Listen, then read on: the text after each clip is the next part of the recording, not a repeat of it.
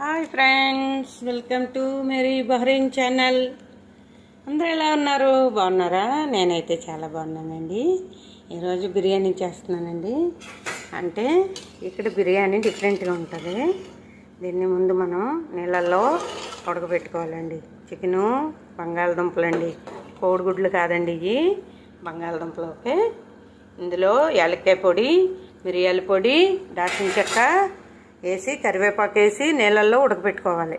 ఉడకబెట్టుకున్న తర్వాత మనం తీసి దాన్ని ఫ్రై చేసుకొని మనం రైస్లో కలుపుకోవాలండి. మీకు చూపిస్తాను ఈరోజు. ఓకే, ప్లీజ్ అండి, మీకు నచ్చితే సబ్స్క్రైబ్ చేయండి, షేర్ చేయండి, కామెంట్ చేయండి ఫ్రెండ్స్, ప్లీజ్. మరి అలాగే మీ ఫ్రెండ్స్ అండ్ ఫ్యామిలీకి షేర్ చేయండి. హాయ్ ఫ్రెండ్స్, చూడండి, ఇప్పుడు ఇందులో తీసుకున్నాం కదా మనం బంగాళదుంపలు, చికెను. అందులో సాల్ట్ అండి, అంటే రాగి సాల్టే అవసరం లేదు, నార్మల్ సాల్ట్ అయినా పర్వాలేదు. చికెన్ మసాలా పొడి, పసుపు పొడి, కారపొడి, ఇవన్నీ ఇందులో వేసుకున్నానండి. వీటిని ఇప్పుడు మనం ఆయిల్లో బ్రౌన్ వచ్చేలాగా వేయించుకోవాలి. ఓకేనా?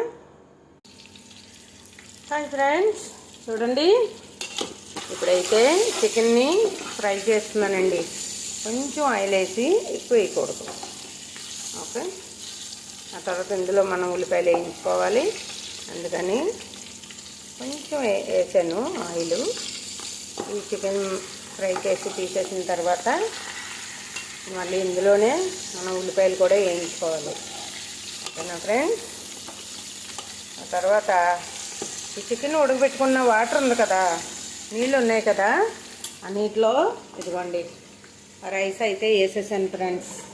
చూడండి, రైస్ ఇందులో ఉడకాలి. ఇప్పుడు ఉడికిన తర్వాత 80% రైస్ ఉడికిన తర్వాత మనం ఈ రైస్ని గిన్నెలో ఉంచుకోవాలి. ఓకేనా? ప్లీజ్ ఫ్రెండ్స్, షేర్ చేయండి, సబ్స్క్రైబ్ చేయండి ఫ్రెండ్స్.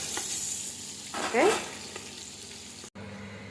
హాయ్ ఫ్రెండ్స్, చూడండి, బంగాళదుంపలు చికెన్ వేపుకున్నాను, అలాగే ఉల్లిపాయలు కూడా వేయించుకున్నానండి. చూడండి ఫ్రెండ్స్, ఉల్లిపాయలు మనం నూనె లాక్కుండా ఉండాలంటే అందులో కొంచెం మైదా కానీ కొంచెం కార్న్ఫ్లవర్ కానీ కలిపి కొద్దిగా పసుపు ఇలా వేయించుకుంటే ఉల్లిపాయలు నూనె లాక్కుండా క్రిస్పీగా వస్తాయండి. ఓకే, చూడండి ఫ్రెండ్స్, మీకు నచ్చితే మరి చికెన్ పైన రైస్ అంతా వేసుకున్నాను, అలాగే ఆనియన్ వేసుకున్నాను ఫ్రెండ్స్. ఆనియన్ క్రిస్పీగా రావాలంటే చూడండి. ఓకే.